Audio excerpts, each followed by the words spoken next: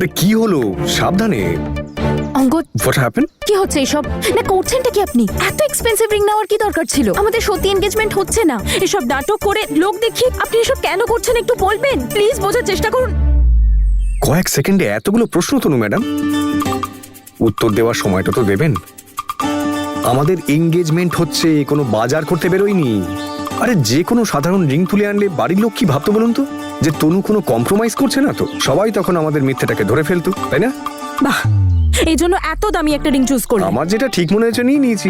অঙ্গদ, ওই রিংটা সত্যি ভালো লেগেছে আপনার? ওটা ডায়মন্ডের সাইজটা দেখেছেন? 8 কিলোর উপরে ওজন হবে। তনু ম্যাডাম, কখনো কখনো আমার চয়েস একটু লাউড হয়ে যায়। আপনার আগের মতনই জোক করছিলাম। কিন্তু আমি জোক করছি না, আমি খুব সিরিয়াস অঙ্গদ। আমাদের সত্যিকারের এনগেজমেন্ট হচ্ছে না, ড্রামা করছি। তাহলে এত দামি রিং নেওয়ার কি দরকার? আর পরে ওটা নিয়ে কি করব? আপনার পাটা একটু দেখান না, একটু ছুঁয়ে দিই না। আমি সত্যি অঙ্গদ, ছুঁতে চাই। Please stop it. Jewellery Tanu madam কখনো ওয়েস্ট হয় না। হিরে সব সময় অমূল্য, শোনেননি আপনি? আরে হ্যাঁ হ্যাঁ দাদা, বীরের বাবাই বলেছেন আপনি না 2টো ডিশ আরো অ্যাড করে দেবেন। আর ওই যে আমি মেসেজ করেছিলাম স্টার্টারটা, সেটাও অ্যাড করবেন। হ্যাঁ, অ্যাকচুয়ালি ওখানে না সবকিছু আমার পছন্দেরই বলা আছে। কেউ আমার পছন্দ অপছন্দ নিয়ে ভাবছে না তো কি হয়েছে? আমি তো ভাবছি আমার বিয়েতে সবকিছু আমার পছন্দ অনুযায়ী হবে।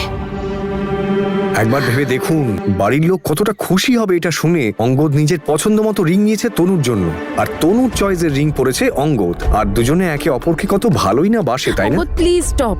ঠিক আছে তনু ম্যাডাম, আমি রিং চেঞ্জ করছি, আপনি মুডটা চেঞ্জ করুন। অঙ্গদ, এখন আর এসবের কোনো দরকার নেই। সবার অদ্ভুত লাগবে। আর মা এমনিতেও সন্দেহ করছে, সঙ্গে সঙ্গে বুঝে যাবে কিছু একটা গন্ডগোল আছে। কি করব, ইমোশনাল হয়ে গেছি, কি করব? আপনার ইমোশনের জন্য এত দামি একটা রিং নিতে হলো, শুধু শুধু এত খরচা। নকল এনগেজমেন্ট, একটা নকল রিং দিতে পারতেন। আসল রিং নেওয়ার কি দরকার ছিল অঙ্গদ?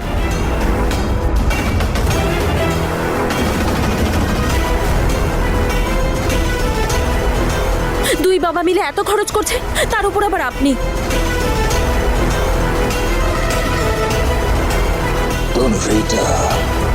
বড় বড় খরচা করে যদি ছোট ছোট আনন্দ পাওয়া যায়, তাহলে ক্ষতিটা কিসে? টাকা তো থাকে খরচ করার জন্য। আরে এঙ্গেজমেন্টটা নকল, পার্টি তো না। নাচ গান খাওয়া দাওয়া সবই তো আসল হবে, খেলা হবে।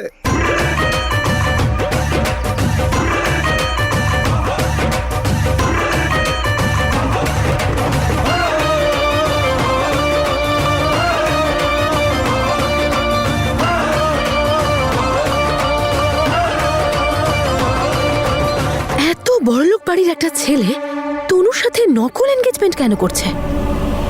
নিশ্চয়ই এই সব কিছুর পেছনে তনুরই কোনো না কোনো প্ল্যান আছে। কিন্তু এবার তনুর মুখোশটা সবার সামনে আমি খুলব। এবার আমি দেখাবো মহানা তার প্রতিমূর্তি ত্যাগের দেবী তনুর আসল চেহারাটা কি। তো বড়লোক বাড়ির একটা ছেলে তনুর সাথে নকল এনগেজমেন্ট কেন করছে? নিশ্চয়ই এই সব কিছুর পেছনে তনুরই কোনো না কোনো প্ল্যান আছে। কিন্তু এবার তনুর মুখোশটা সবার সামনে আমি খুলব। এবার আমি দেখাবো মহানা তার প্রতিমূর্তি ত্যাগের দেবী তনুর আসল চেহারাটা কি।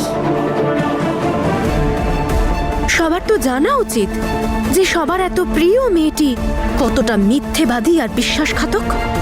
তারপর দেখব সবাই তনুর নকল আশীর্বাদে উপস্থিত থাকে নাকি আমার আসল বিয়েতে।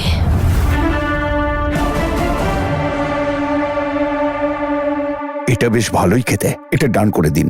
বাবা, আমি চাইছিলাম যে অঙ্গদ আর তনুও চলে আসুক, ওরাও একটু খাবারগুলো খেয়ে পছন্দ করুক। এটাও ঠিক।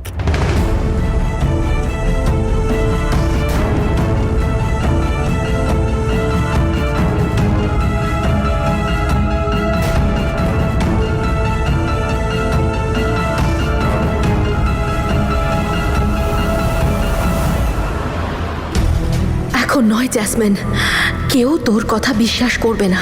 এত বড় একটা খবর প্রমাণ ছাড়া বলা যাবে না। সবার আগে কথাটা বীরকে জানাতে হবে। কিন্তু বীর গেল কোথায়? থ্যাংক ইউ আন্টি, আপনি আমার সাথে কথা বলছেন। আঙ্কেলের সাথে কথা বলার তো সাহসই হচ্ছে না। কিন্তু আপনারা সবাই আমাদের বিয়েতে আসছেন, আমাদেরকে আশীর্বাদ দেবেন, সেই জন্য মন থেকে থ্যাংক ইউ। তনুর বাবা তো এই বিয়েতে আসতেই চায়নি। জ্যাসমিন মরে গেছে ওনার কাছে। আমার মনটাও ভেঙে যায় যখন এটা ভাবি আমার একটা মেয়ে আরেকটা মেয়ের ঘর ভেঙেছে।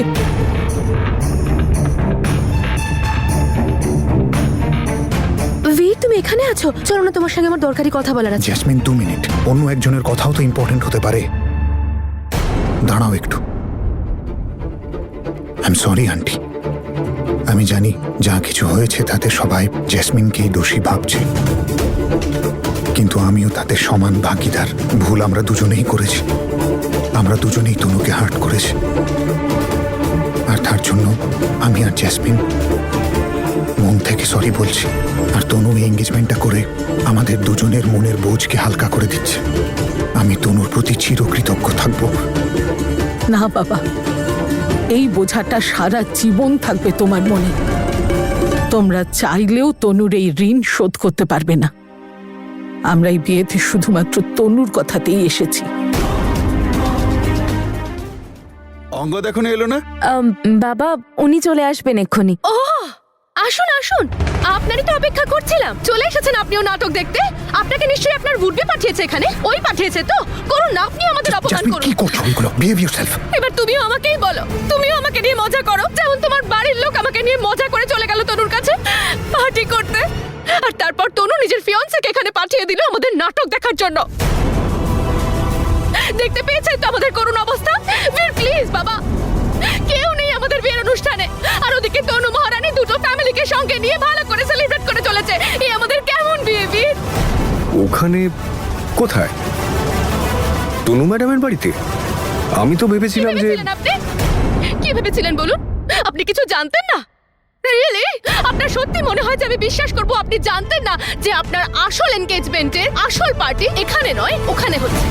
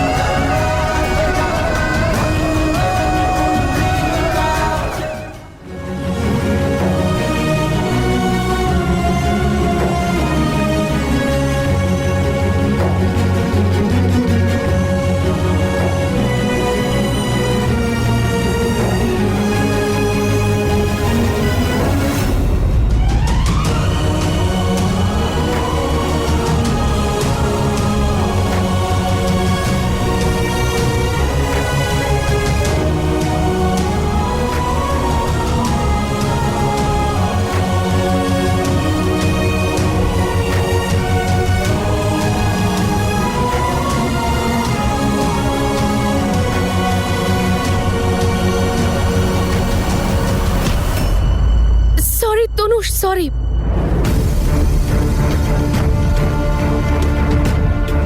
ইটস ওকে, আমি ক্লিন করে আসছি।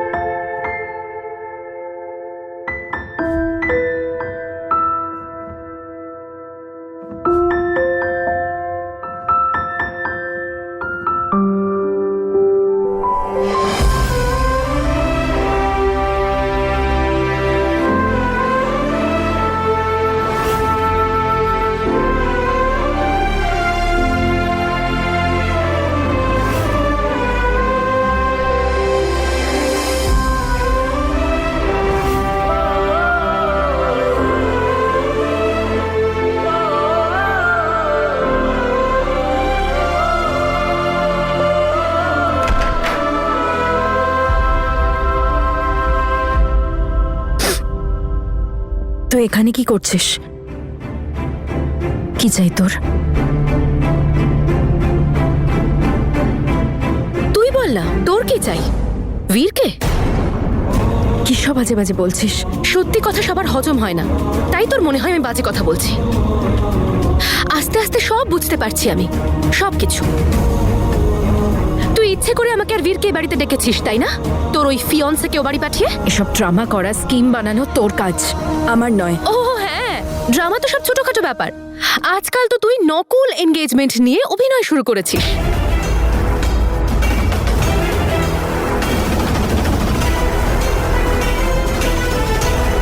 আরে কি হয়েছে? তোর মুখটা এরকম শুকিয়ে গেল কেন? বল। আমি জানি না তুই কি বলছিস। তাহলে আমি বলে দিচ্ছি, তুই আর অঙ্গদ নকল এনগেজমেন্ট করছিস।